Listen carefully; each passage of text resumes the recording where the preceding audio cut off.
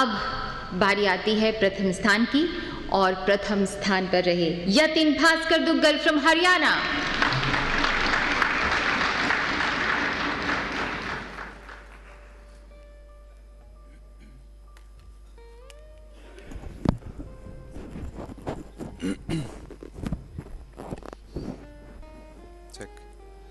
This is the same place where once Dr. Ambedkar stood and led the constitutional debates.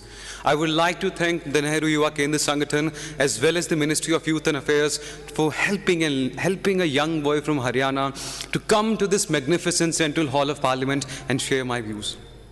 I'll start. घर सजाने का तसव्वुर रखते हो, आओ पहले इस घर की मजबूत नींव रखी जाए. Greetings, ladies and gentlemen, and we have come a long way as in civilization.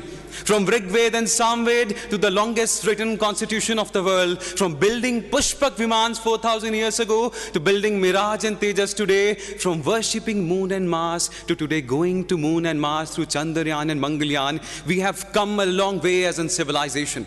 Today, when I look at this topic, I see three aspects. What is a sustainable future for me? What is the role of youth, and how can we connect both of these together?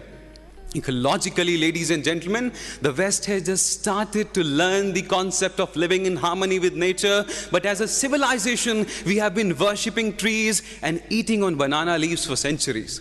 Today, as young people, it is important for us to take small steps. For example, today as youngsters, when rather than buying a 2500cc bike, we buy a 2500 rupees bicycle for a local travel. When you put that piece of plastic in the drain, and when as a civilization we understand the concept that nature has enough for your need, but not for your greed, will lead to an ecologically sustained nation.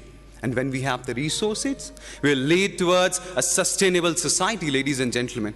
Today, we need to build a society that is sustainable and inclusive. It should include the doctors, it should include the soldiers, as well as the sweepers who clean this nation. Today, as we have surpassed China in terms of population, it becomes inevitable that we make educational and health infrastructure to sustain that population. And I would like to ask the youth of this nation, in order to become socially sustainable, we need to enforce and increase our employment avenues. Why should, as young people, we should only dream about becoming IAS officers, doctors and engineers in this nation of Mahatma Gandhi and vocational education? Why cannot I dream a nation in which through vocational education, a young Dalit boy from Gujarat becomes the leading shoemaker of the world? Why cannot I dream of a nation when a barber from Tamil Nadu becomes the hairstylist of Hollywood actors? And when through this entrepreneurship and skill development, our youth become job givers rather than job seekers, will lead a sustainable economy. Ladies and gentlemen, today is time that we focus on equitable distribution of income, green GDP, sustainable development, and when the youth of this nation, rather than feeling proud about Sundar Pichai being the CEO of Google and Satya Nadella leading Apple, will build our own Google, our own Facebook in this nation, that day will become technologically sustainable. But ladies and gentlemen, all these three avenues are incomplete without a political structure that's unsustainable. That is why I believe that today, along with National Youth Parliament, we also need youth in the parliament to provide educational avenues and even innovative policies for our youth.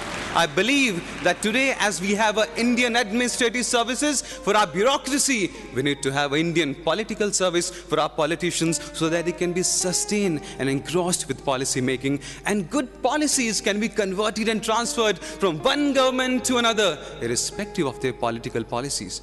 But, and I say this but in capital letters, ladies and gentlemen, irrespective of what society, culture, ecology we have, if our youth does not have the educational wisdom to use this potential, we cannot lead to a sustainable future. Today, I live in a nation, unfortunately, ladies and gentlemen, where a cigarette which can kill you is sold openly, but when a girl has to buy sanitary pads, she has to hide them in black polythenes. Today, I live in a nation where it's been 77 years since the white man has left this nation, but we are still living in that inferiority complex, using fairness creams to whiten our skin, whiten our culture, whiten our education, whiten our standard of life. in this era of globalization, we need to understand as young people that I can wear an American shirt and a Polish pant and a German watch, but my identity, which is going to be decided by the education structure I've been part of, has to stay Indian, ladies and gentlemen. And by inculcating all these avenues, when we'll have a society that has educated individuals, but that needs to be added with another important point, and that is mental health should become an important part of our curriculum. Dear politicians, dear students, dear judges, today in this era of social media, where we feel more connected than ever, we have become most isolated. The 30-gram brain of yours has far more debilitating power than any nuclear weapons around the world. So mental health should become an important part of our curriculum. And when we take care of all these avenues, will lead to a nation that is socially sustainable, economically sustainable, politically sustainable, and has the youth that has the educational wisdom and the mental health ability to lead this nation towards a sustainable future. And why do we need to care about this planet, sir? Because 40 years ago, Carl Sagan pointed out to a pale blue dot in the sky. That pale blue dot, that is Earth. That is home. That is where everyone that you have loved or will loved has left. That is where Leonardo da Vinci dreamed about Mona Lisa. That is where man dreamed about stepping onto the moon. That is where Buddha gave his sermon. And Ram went on a 14-year journey. I believe from dusk to dawn, this earth is all we own.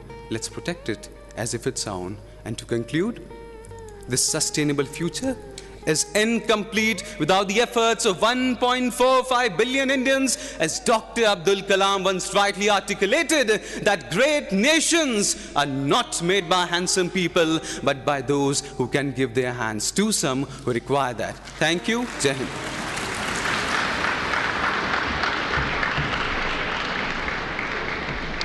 बहुत बहुत धन्यवाद यतिन भास्कर, आपका बहुत बहुत शुक्रिया।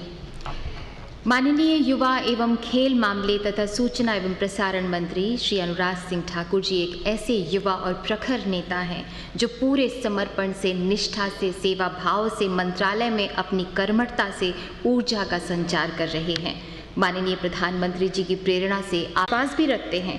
माननीय ये युवा बहुत उत्सुक हैं आज आपको सुनने के लिए। आपसे निवेदन है कृपया इनका मार्गदर्शन करें, इन्हें शुभकामनाएं दें।